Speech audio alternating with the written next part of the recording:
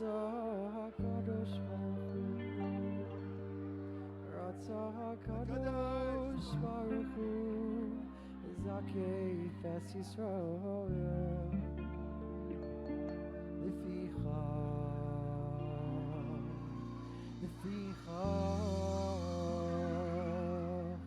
Lefichach Yerbalayim, Torah u'mitzvos,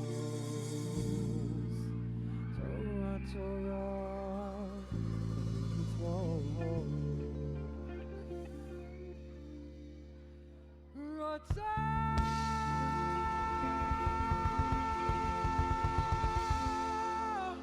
Ratza HaKadosh Baruch Hu,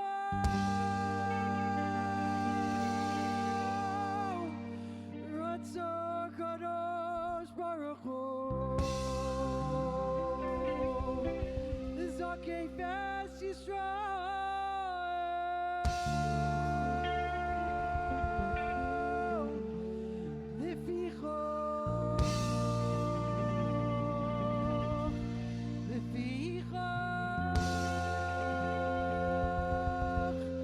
Lefichach Yerbalayim,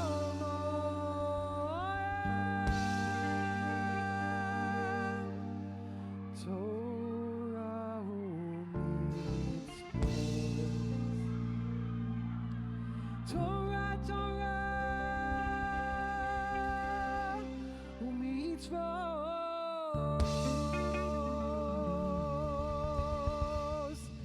Lefichach Yerbalayim,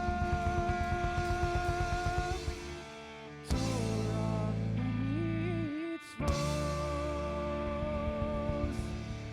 Torah, Torah, Torah, Torah u'mitzvos,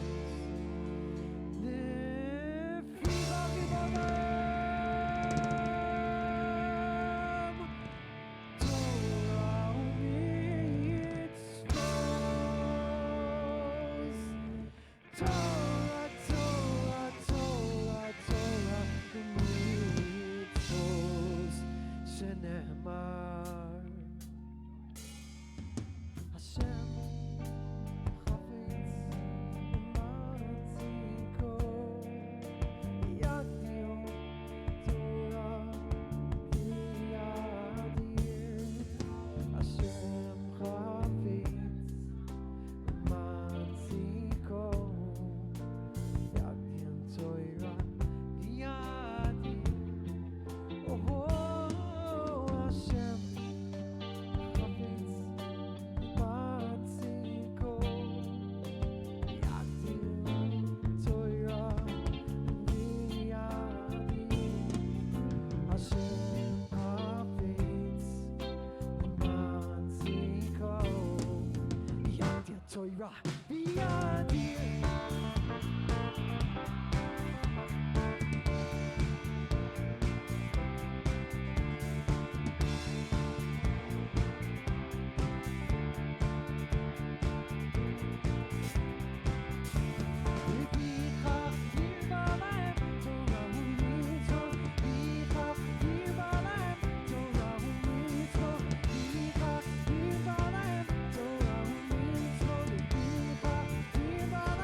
Torah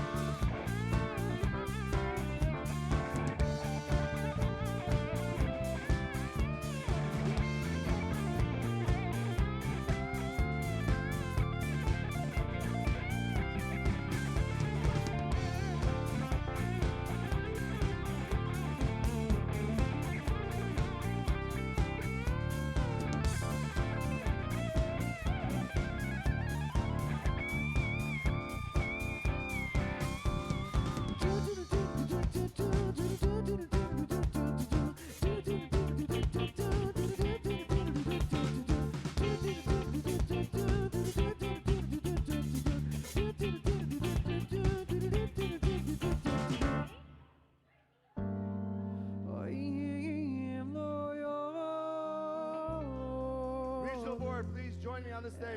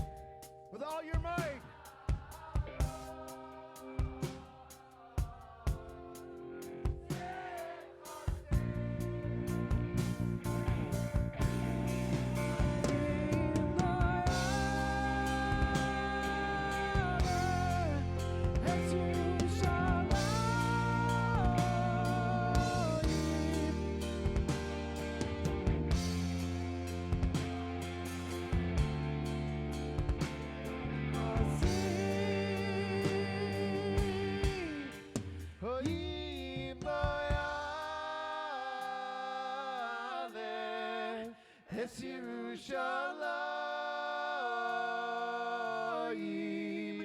Arosh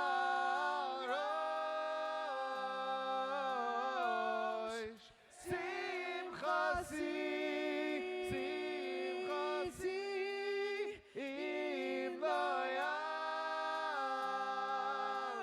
Yaleh Es Yerushalayim Arosh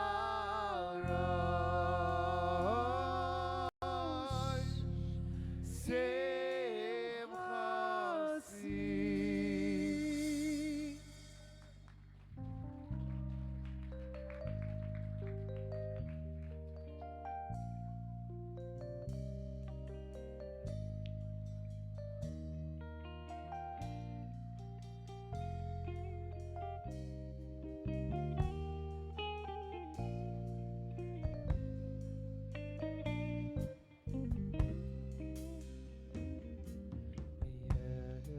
Yes, I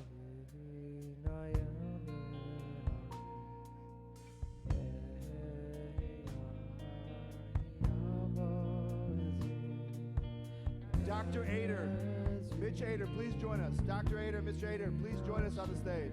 You got to see your children. You got to see the future generations.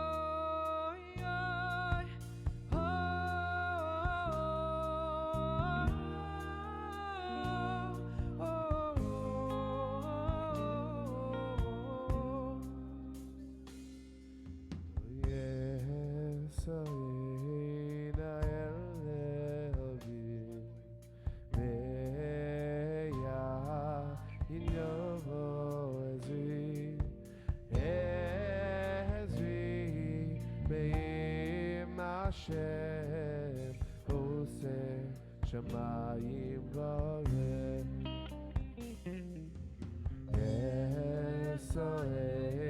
We look up to the mountains. From where is our hope going to come from? Our help comes from heaven. Our lives are in the hands of our Creator, the control of the world. Let's go, Big East!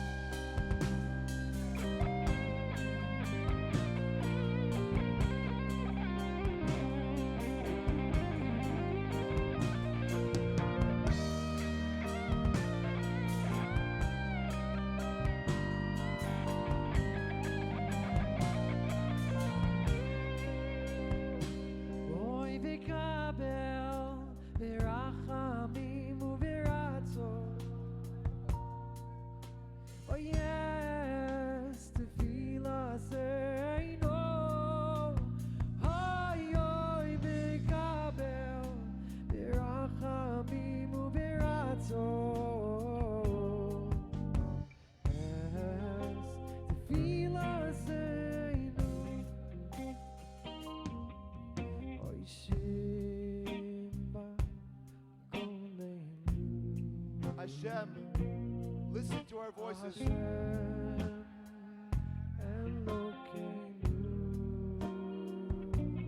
Have mercy on us.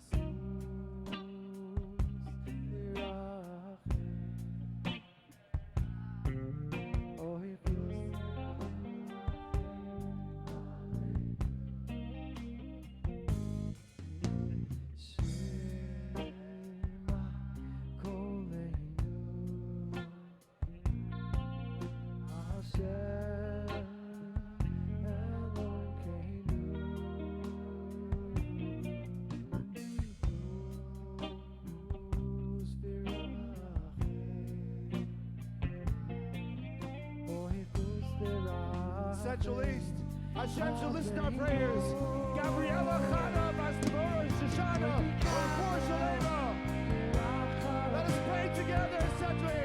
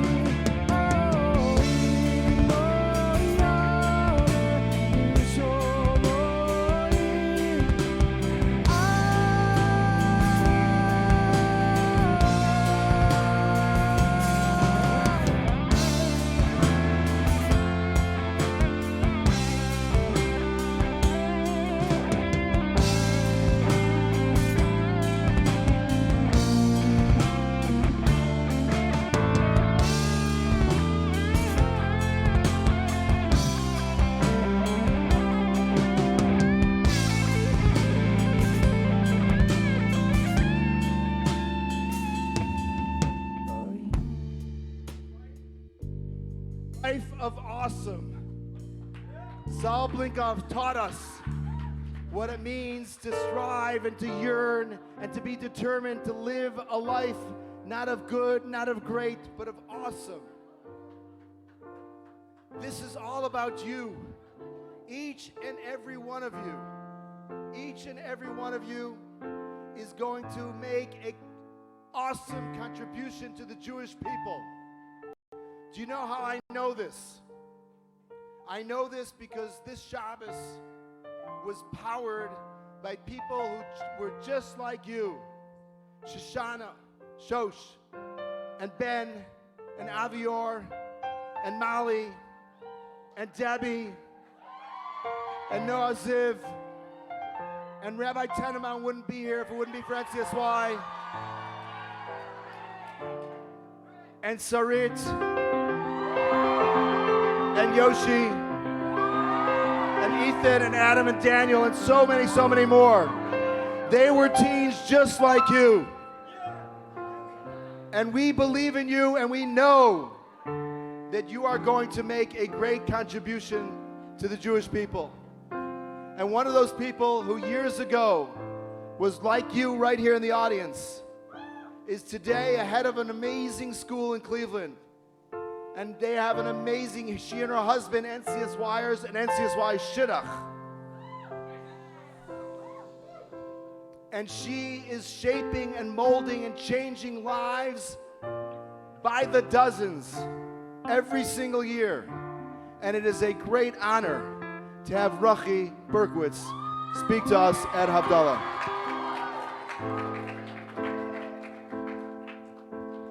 Thank you. Havdallah. For some of you, it's the highlight of your Shabbaton.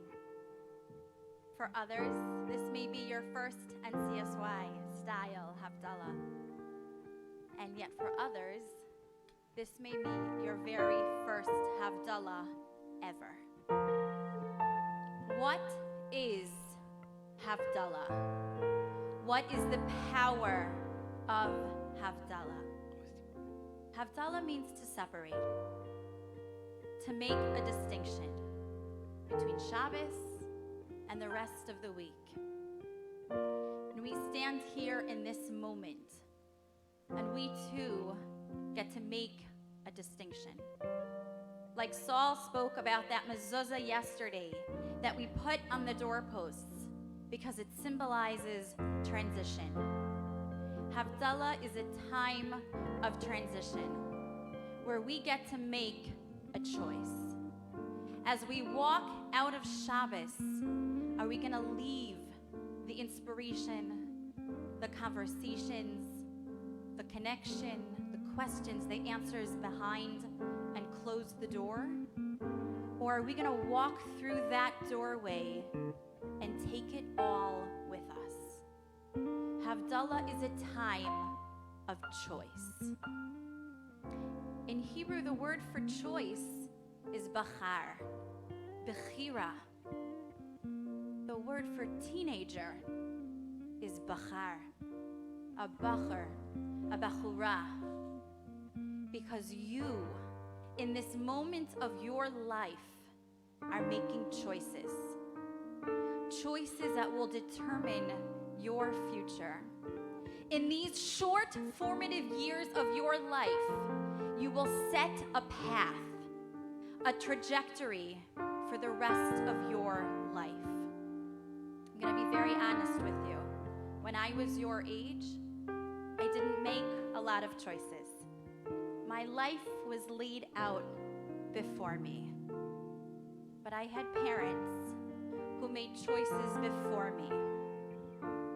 My mother and my father grew up in Columbus, Ohio. They went to Eastmore High together and started dating at the Ohio State University.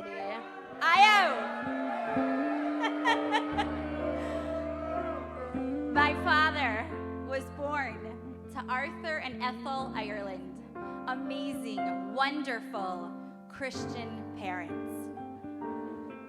He was a truth seeker. He had a sensitive soul. And it was a time before Aish.com, Chabad.org, Torah Anytime, before the internet. I think color TVs were just on the market. But he was on a journey. And when he was a few years older than each and every one of you, he made a choice.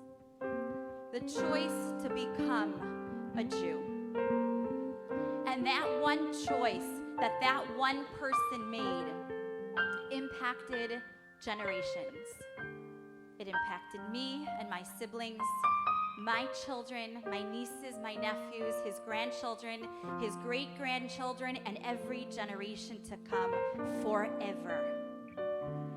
A few blocks away from my father, my mother was growing up, but she was growing up in a totally different world.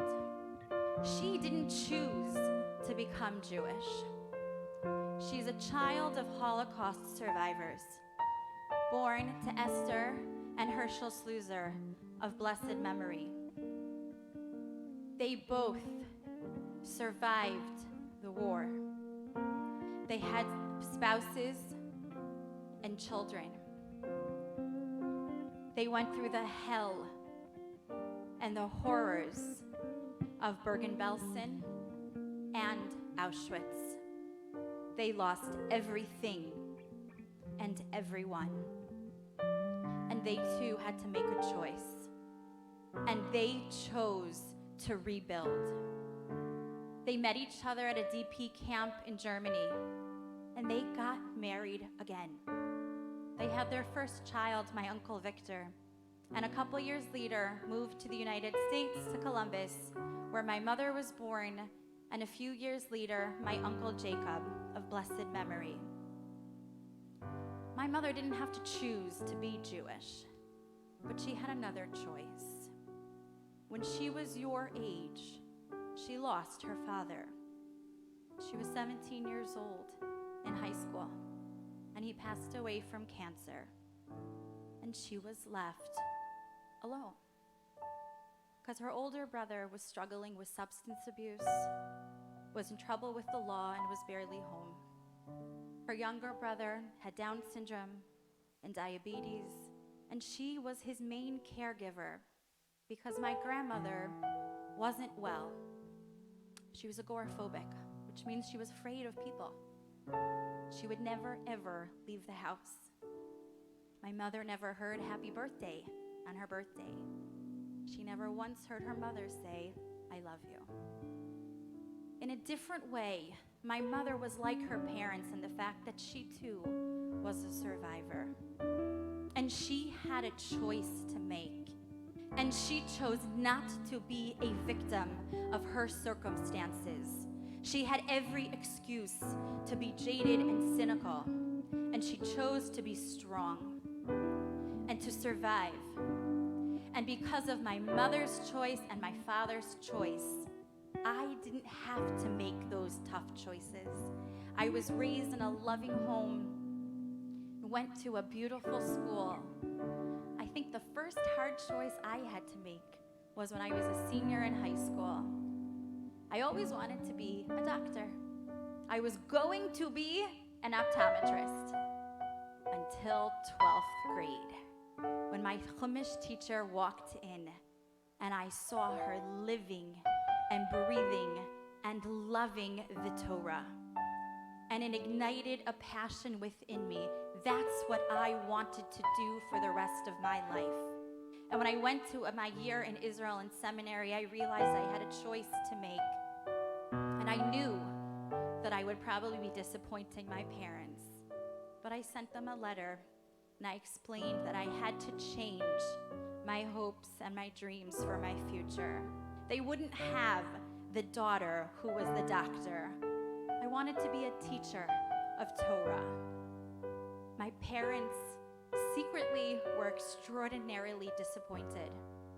My mother would tell me later she thought I was making the biggest mistake of my life and selling myself short. But that's not what she told me then. Both of them supported me because I think they knew what it was like to make a choice and not have support of those that you love.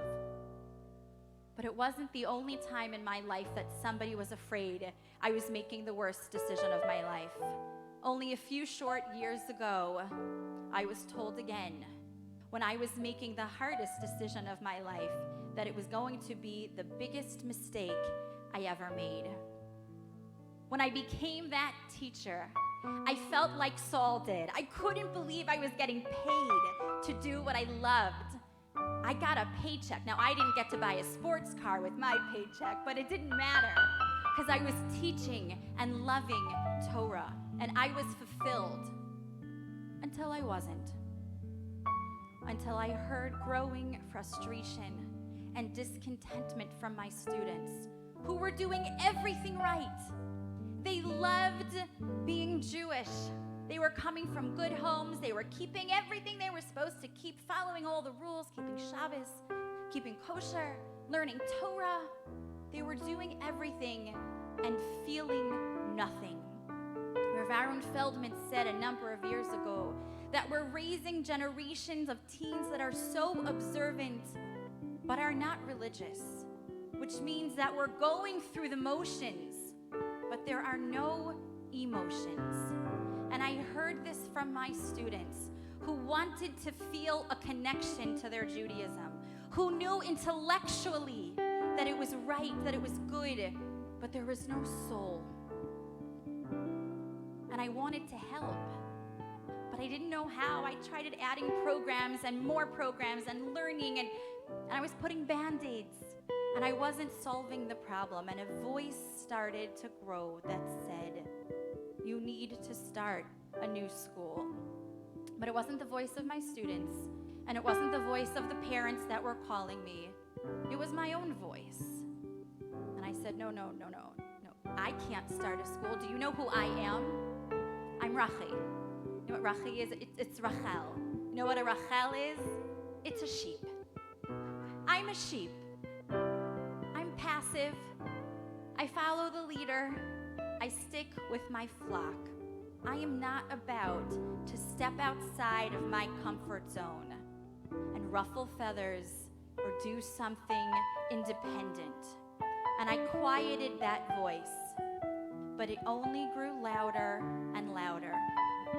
In a second attempt to quiet that voice, I reached out to mentors, rabbis and teachers in the community, hoping that they would tell me, let it go.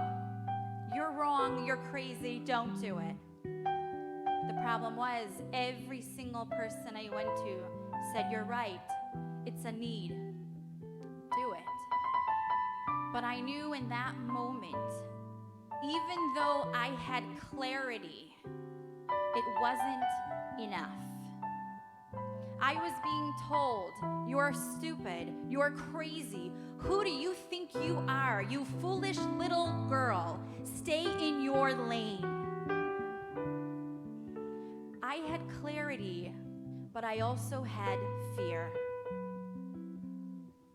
False evidence appearing real. That's what fear stands for. And I truly understood in that moment that there is nothing to fear but the fear itself. Fear will hold you back from doing exactly what you know you need to do. And that's why it's so powerful, and that's why it's so dangerous. We say every morning in the Birchos HaShachar, we bless Hashem for giving the rooster the ability to discern between day and night. Who cares about a rooster? I don't. And even if I did, what's the big deal? It's not hard to discern between day and night. But I realized that sometimes, even if it's not hard to discern between day and night, we can have the knowledge of right and wrong, but we still need help because we can be paralyzed with fear. And I had to take a step back and question, why am I here? We know the right thing. I had 3 students in my office this week because they also had to make a choice. They're seniors in high school, and they have to choose what school they're going to next year. And they have the blessing and the curse of being accepted to multiple schools. And they have to choose which school to go to. They each came into my office and they said, "Tell us where to go. Make the choice for us." And I said, "No, this isn't my choice to make, but I will listen." And as they began to talk, each of them on their own, it became clear that they knew exactly what they wanted to do. And I said, "You have the answer. Why are you here? What do you need from me? You've got it all figured out." They said, "But if I choose this school, people will judge me. They'll say I settled. I could have done better because they don't know." My other student said, "Because if I choose this school, they'll say that I starked out, and they'll think that I'm a faker because they don't know I'm not the same person I was in 9th grade." And I kept hearing over and over, we know what's right, but we're scared. We're scared of other people's opinion of us. We're scared of failure, and sometimes maybe we're scared of success. They needed permission to trust themselves, to make the right choice. And I'm going to tell you what I told them. Trust yourself to make the right choice. You have the clarity. You know what to choose. I'm going to leave you with 2 words. This is all you need to remember. Be brave. Your life depends on it, and we need you.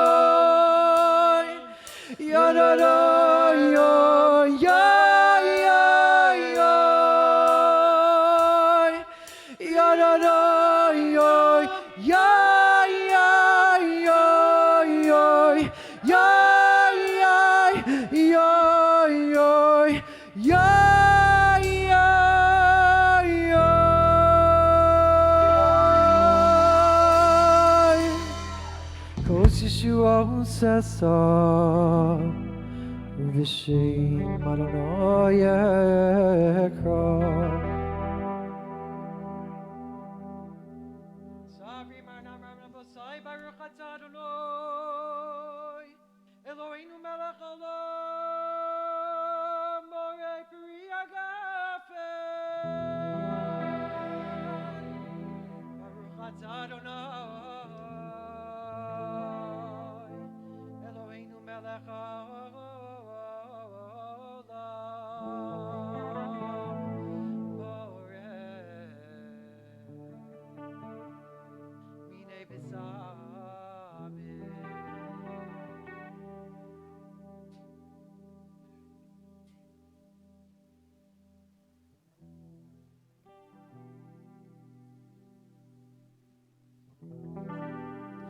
Baruch Atah Adonai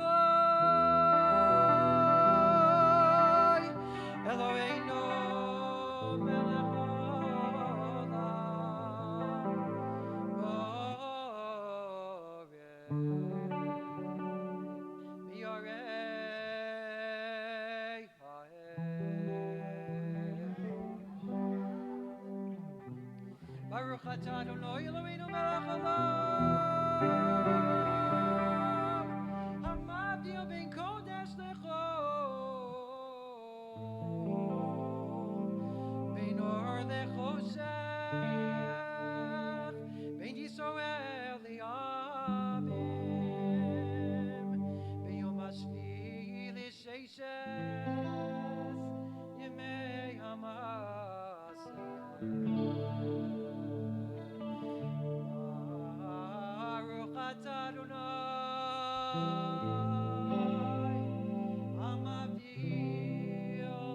Ben Kodesh Lechol.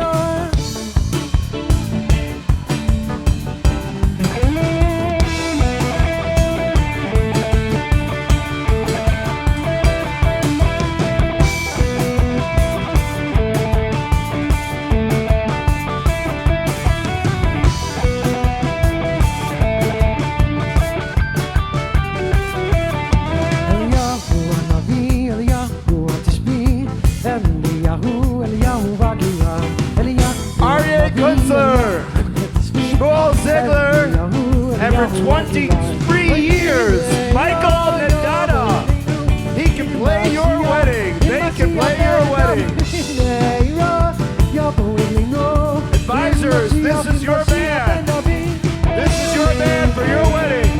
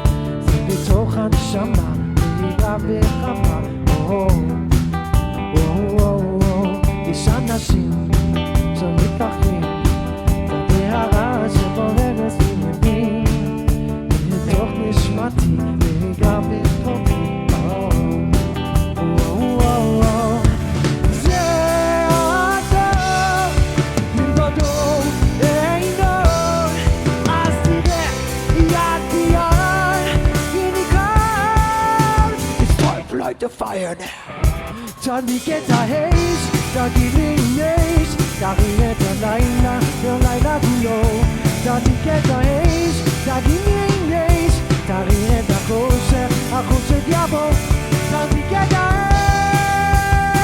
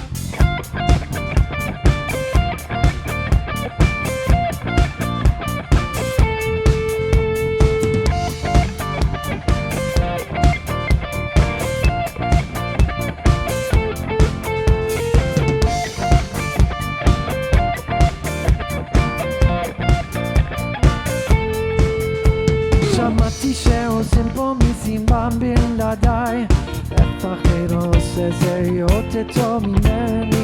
היי, נשים מזצרה מאחריי, אנדלת הולך אחרי מיליונים. היי, שמעתי שהתחלתם בלעדיי, לפחד לא עושה זה יותר טוב ממני. היי, הראש כבר מסתובב כולה בהיי, לא נעצר עד שכוחכם מג'ון. להיט, תרים, להרים, להיט, תרים הטבע לגז, ולא לה לה לה לה מהפכה של שמחה, כי כולנו משפחה, ומכל יצירות והגיע הזמן, ועכשיו רק שמחה וכולנו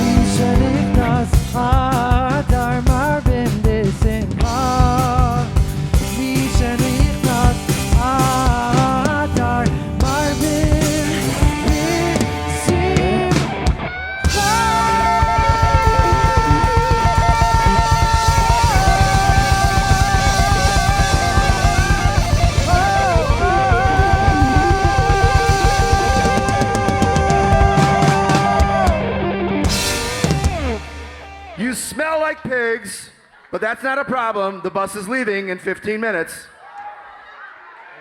We're all in this together. We're all in this together. 14 days to flatten the curve. Right?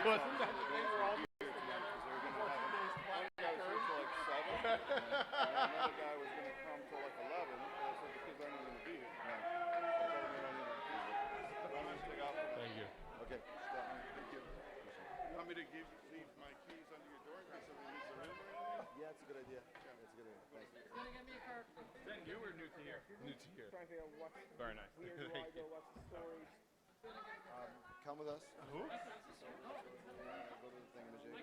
Yeah, you get a change. And then tomorrow, follow the schedule. And tomorrow after the program, you and I go to Pittsburgh. We'll hang out together. Let's go search for open mic night.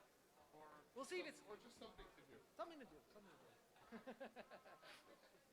Just something to do. Start with something to do.